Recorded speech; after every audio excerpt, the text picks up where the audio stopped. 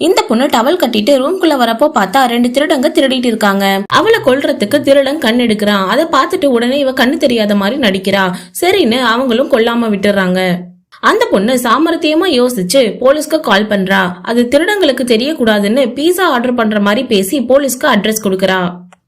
அங்க இருக்கிற லாக்கரை ஓபன் பண்றதுக்கு அந்த பொண்ணோட மொபைல் எடுக்கிறாங்க. ஆனா போன் லாக் ஓபன் பண்றதுக்கு அவ ஃபேஸ் ஐடி தேவைப்படுது. அதெல்லாம் பார்த்துட்டு இருந்த பொண்ணு உடனே ஃபேஸ் மாஸ்க் போட்டுக்கிறா. ஆனா அந்த திருடன் மூளை யூஸ் பண்ணி அவ போட்டோவை வச்சு போன் லாக் ஓபன் பண்ணி அதை வச்சு லாக்கரையும் திறந்து பணத்தை எடுக்கிறான். அந்த பொண்ணு இவங்களை எப்படியாச்சும் பிடிக்கணும்னு ட்ரெஸ் எல்லாம் கழட்டிட்டு குளிக்க போறதா சொல்றா. அவ குளிக்கிறத பாக்குறதுக்கு அந்த திருடங்கள்ல ஒருத்தன் அவ பின்னாடியே போறான். அவன் பாத்ரூம்குள்ள வந்ததும் அவ கிரீம் எடுத்து அவன் கண்ணுல போட்டு கட்டி போட்டுடுறா. இன்னொருத்தன் அவளுக்கு கண்ணு தெரியுங்கிறத அவ போனை பார்த்து கண்டுபிடிச்சிடுறான். கூட வந்தவனை காப்பாத்தலான்னு பாத்ரூம்குள்ள வந்தவன அவ உள்ள விட்டு லாக் பண்ணிட்டா.